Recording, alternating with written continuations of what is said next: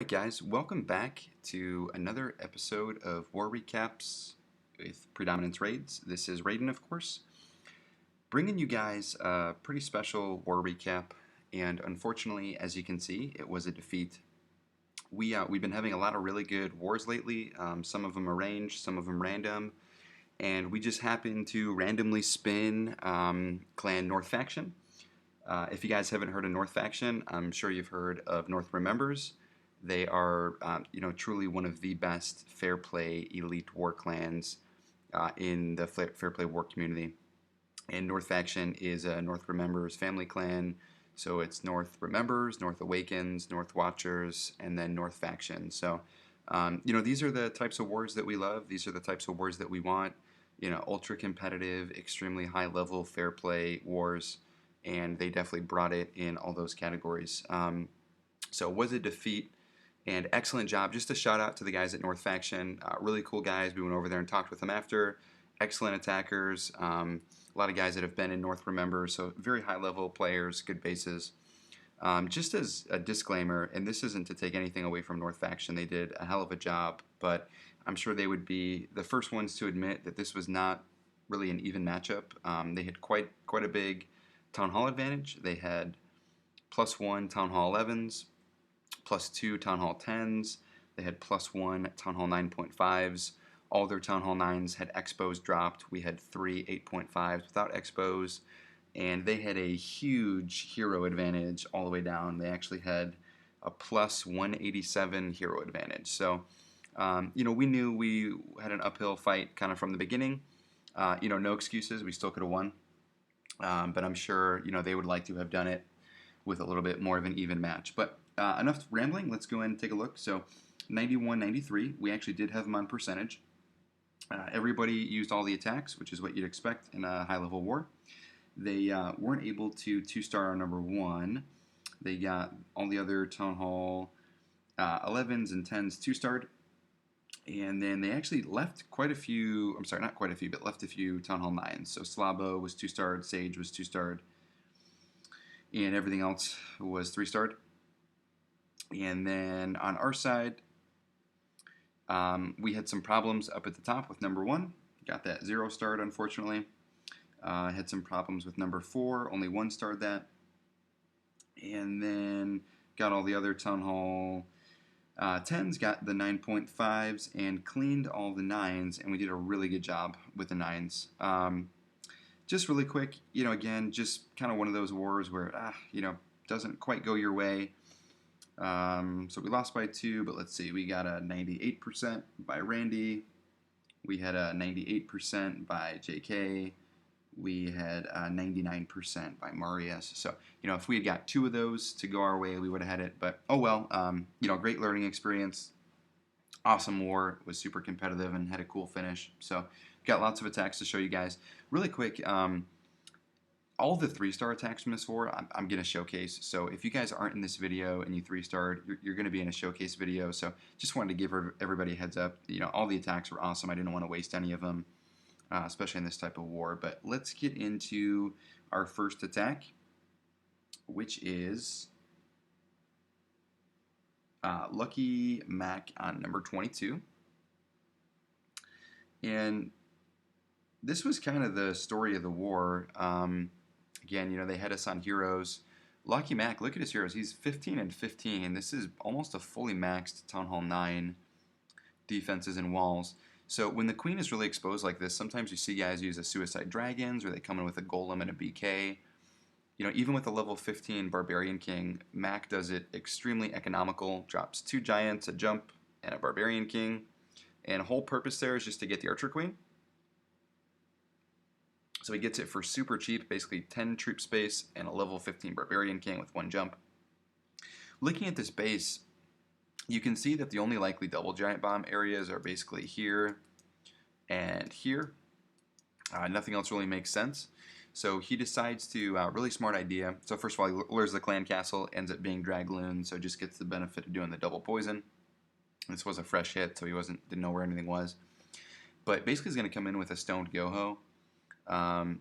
Right down here at about 7:30 and just try and push into at least this first double giant bomb area and potentially the second, but has a really good kind of improv here. So golems come down, test wall breakers open it up. Could have created the funnel a little bit wider, but it's tough to create it wider towards 6 o'clock because there's an archer tower right there. So he knows his archer queen is going to stray a little bit. But the golems come in, and he's about to drop a jump spell to get them into the core. And then he just starts to sprinkle in some hogs here. So gets kind of cheap trade over on the mortar there, and then this archer tower is distracted. But here's what I love. So drops about 5 or 6 hogs down at 6 o'clock while this expo is distracted. And he knows that at this point, because his archer queen is roaming this way, he's not going to be able to get the golem push into this compartment. So actually drops those hogs, and about 5 or 6 hogs take out 3 defenses, take out the expo, and then as you see, they're going to run across and trigger and neutralize that double giant bomb. And then he can come in heavier with the remaining hogs. And he doesn't have a lot of hogs left, but he has 2 heals, and all the double giant bombs have been eliminated. So it does have a skeleton trap kind of working on him, but he's got him in heal, so they're going to be safe. And at this point, it's just kind of up to the hogs and, placing the heal spell in a maximum value spot. So he's got to put it down here where there's 2 wizard towers and 2 point defense. So it drops that final heal. Has just a few cleanup troops, but again, awesome attack. Pretty limited with the 15-15 heroes on a really high level base. Great breakdown. Just figured out basically where the double giant bombs would be. Could get those with his kill squad push. And then just efficient use of hogs on the fly. Good value in trade for the Barbarian King. So we're glad to have Locky Mac back. He has been crushing it since he's been back. So awesome job, man. All right, so that one's in the bag. Let's go ahead, take a look at our next one. We're going to take a look at our glorious leader, Slabo, hitting 16. So this was kind of a weird base for them because it wasn't really an anti-3. It was like the only base they had that was kind of an anti-2, but a good one. And this was a cleanup attempt, but I love this plan. This was just such an efficient way of hitting the base. So Archer Queen down here at about 4:30, and she's going to go on a long walk. And basically her goal here is to, walk into this little nook and take out these defenses, which we're going to just be a bonus for pathing, and then basically wrap her around this way. There was a double giant bomb set here that eventually she's going to be able to neutralize. And then he just comes in with a nice kind of EQ in this area, and then a GoVaHo from that section with golems and Valks to neutralize what ends up being the second double giant bomb spot here. And just ends up being perfect deployment, really patient on his Archer Queen. Really good breakdown of the pathing for her, that she wasn't going to get stuck and blast through a wall at any point. There was a nice steady stream of buildings on the outside to keep her going around. And then it's just a CB, so Earthquake's in. Golem comes down. Funnel was pretty easy to develop. And so the Valks are going to get drawn right into all those buildings touching each other on the inside. Aggro onto the Archer Queen, and he did also have the benefit of knowing it was a Lava Hound, and in that case always makes sense to kind of separate the heroes if you can keep the Archer Queen away. And just a nice trickle in of hogs here on defenses that were occupied as his kill squad was tanking most of those defenses. So he's dropped maybe 9, 10 hogs, 11 hogs, hasn't even needed a heal spell, has barely lost any. And that's because he was doing a good job of deploying hogs in sections where defenses were already being tanked. Archer Queen hasn't even used her ability, and that double giant bomb threat is neutralized. So it just needs the 1 heal here. Honestly, didn't even need a heal. He drops it here. He still had 5 or 6 hogs left. So swags 1 spell. Could have swagged 2 of them.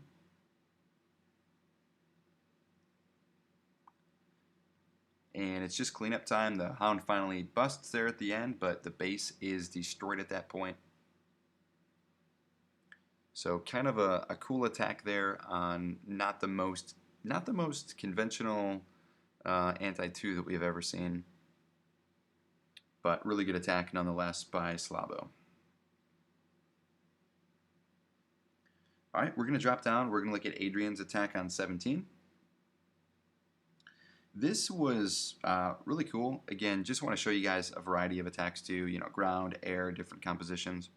So this is kind of the newer way to do Zap Quake Dragons. It used to be that you would Zap Quake 2 air defenses. Now, and I'm going to pause it really quick, now what it becomes is zapping 1 and then finding an area in the base in which your Archer Queen can get 2 of them. So there's a few different ways to do this. Adrian comes in with kind of a modified kill squad. He sees these 2 air defenses placed very close together. He knows that he can get them with a kill squad.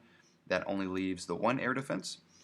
Sometimes you can come in here with Archer Queen and healers, and she'll get 2 air defenses, and then you can come in with a Golem or a BK and a Golem to get 1 air defense and zap 1. But he decides to zap the 1 and then just come in with basically a Golem and then his heroes and some funnel troops at the top. And typically anytime you're doing a Zap Quake Dragon, you typically need minimum 6 dragons. Most of the time you're going to need 7 dragons. You'll see he brings 6 balloons. Now these have a purpose. The loons are to basically target some defenses on the outside that are being tanked by the dragons. And then in this instance, he's actually going to use them to kill the last air defense. But Golem comes down. Has an added benefit here of basically a little mini Tesla farm popping, so he's going to get rid of all these Teslas as well.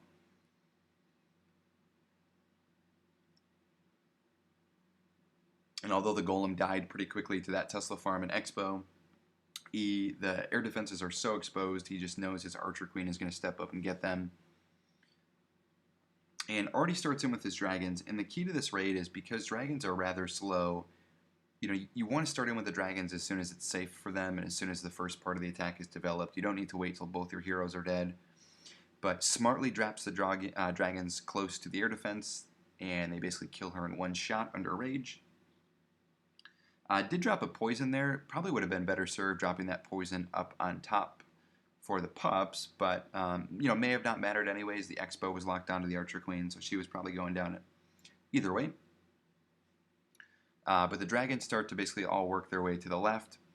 He sees some of these defenses being occupied, and to be able to start to clear this ring of trash, he needs that Archer Tower dead. So he wisely drops in 2 balloons and then a wizard. That wizard is going to clear basically most of that trash ring with the dragon.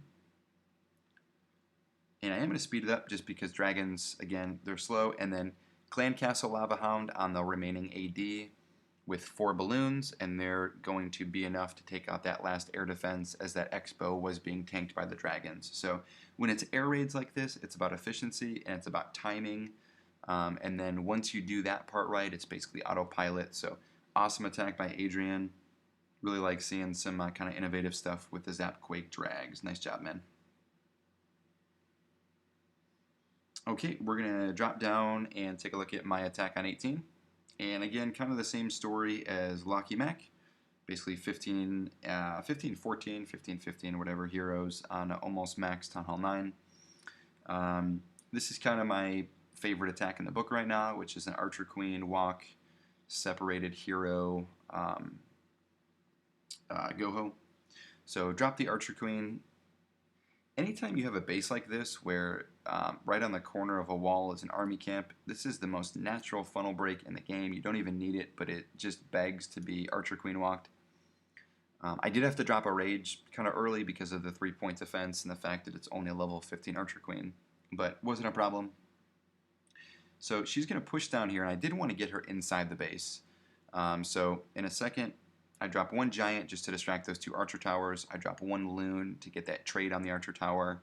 Then a test wall breaker and the remaining wall breakers to open up there at 12. And then just a minion at the top just to break the funnel for the Archer Queen, so she'll step in and stay inside instead of pop back out. So she's going to go in here, and I basically wanted her to eliminate this potential double giant bomb threat. So by having the Archer Queen step inside this pocket, I know that she's going to be in range of all these defenses. And by taking out this mortar, she's going to help for pathing and remove this double giant bomb threat. She can also reach around this way and potentially remove a double giant bomb threat here. And So that's kind of the idea with these separated hero walks is the Archer Queen, not only does she take out a lot of point defense, but she typically removes at least one double giant bomb threat. And so as soon as I know that she's kind of safe up top here, I'm going to come in with a Shattered GoHo down at the bottom, and that's to get the Archer Queen, and that's to get 2 more double giant bomb possible locations. So Clan Castle comes out, and it was a drag Velk. I kind of missed my poison. I was a little bit too shallow, so I did have to pop the ability there. Not a problem though, so she's at full health, and there's really no defenses at this point that can be in range of her. Then the golems come in at the bottom, and the funnel whiz. I'm going to drop a jump, and the idea is I want to get into these 2 areas with my kill squad, with my golems and Barbarian King, and that's going to remove the final 2 double giant bomb threats. So golems go in, had the rage spell. I didn't need it for the Archer Queen, so that just propels them in a little bit quicker, gives them some more damage. And this was a fresh attack, so I didn't really know where stuff was yet, but dropped a heal over here when I saw the Teslas pop and I knew there was an expo. And I had 3 hogs in the bag, and I just wanted to drop those on the backside, just in case I did make bacon, because that air defense had not gone down yet. I wanted to remove these 2 backside defenses, and I knew 3 hogs should do it. And plenty of troops left. Poison left, both heroes up, plenty of cleanup hogs and troops.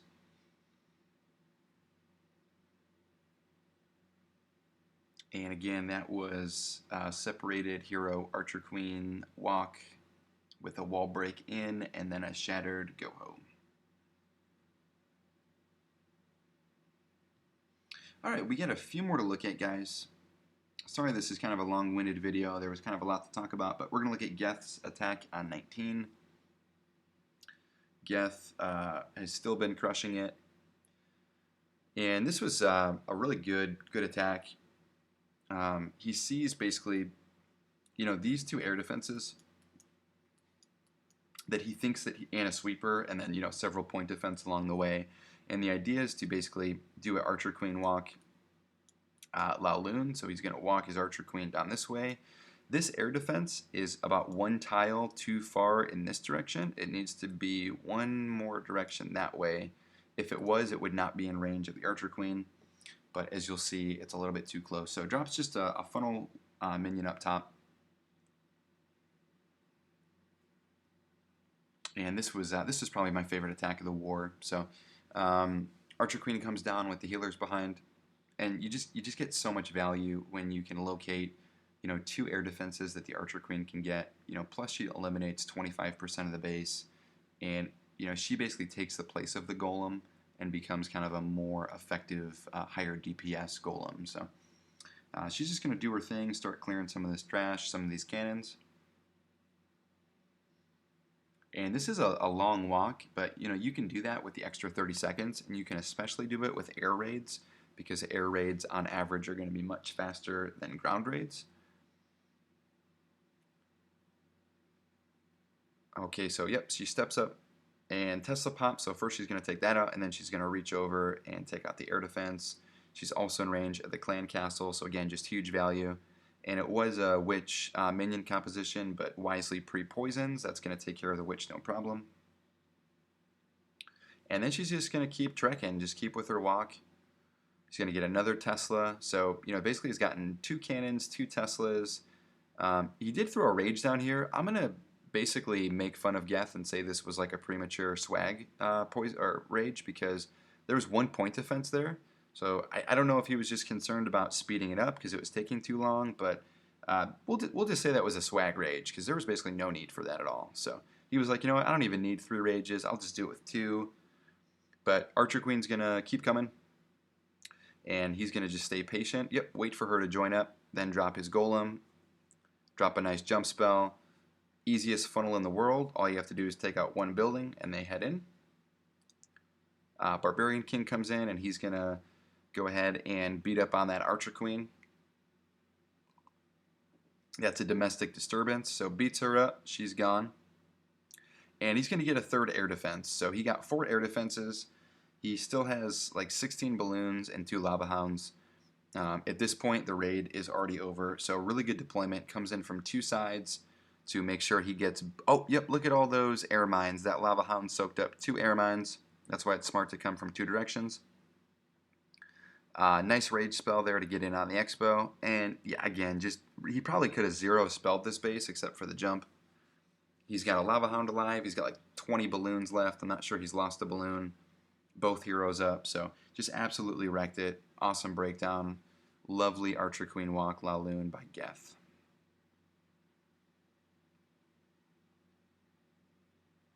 Geth, man, you gotta take it easy on those North faction guys, man. That's not fair. Okay, we're gonna take a look at one more, and we're gonna look at Big Meech on 25.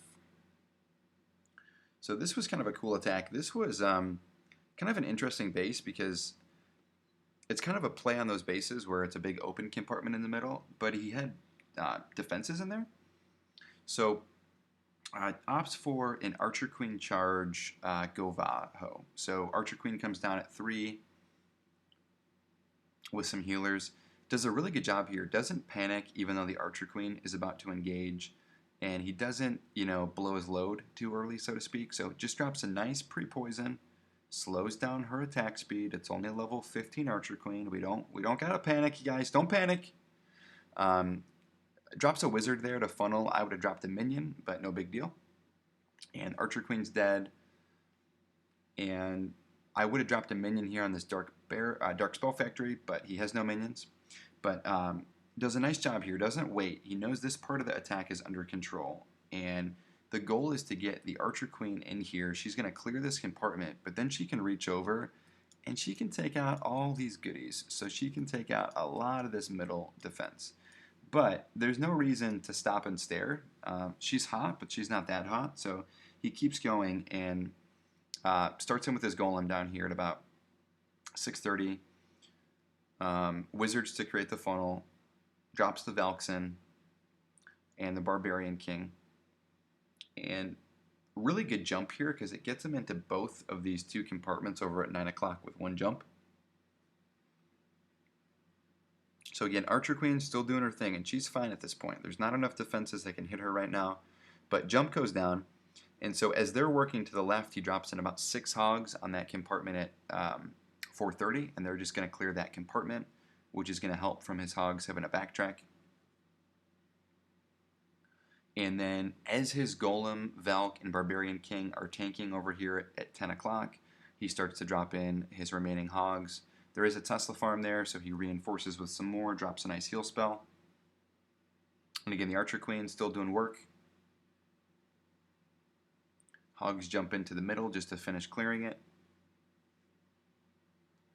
And didn't have any cleanup troops. That's my only criticism of this attack was, would have helped to keep a minion or 2 or a wizard just for this stuff here. And then a minion could have flown over and started to work on the clan castle. But, hard to critique a really nice 3-star. He's got a ton of troops alive here. And just there's not enough defenses left. So picks a good time to pop the Barbarian King Iron Fist as he's just going to go ahead and clear out that compartment. And the Lava Hound finally explodes, but it's no big deal because the Archer Queen is still got 3 or 4 healers behind her.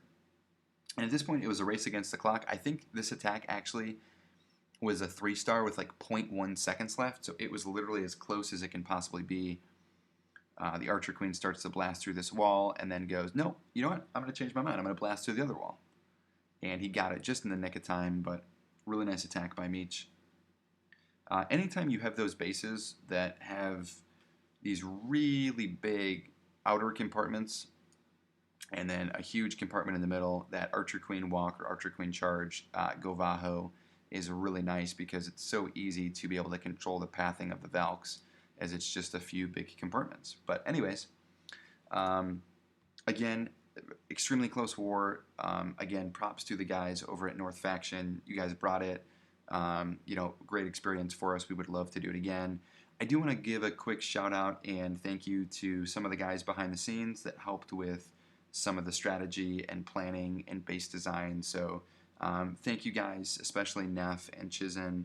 We really benefited from a lot of your guys' advice, so we appreciate it. But hopefully we've got an arranged war coming up, which should be really exciting. This was good practice for it. But thank you to everybody, and awesome job to everyone at Predom. Don't hang your heads on this, guys. This was a fantastic performance against a great clan, and we had a disadvantage. So to everybody out there, awesome job. Raiden here signing out, and we'll see you guys next time.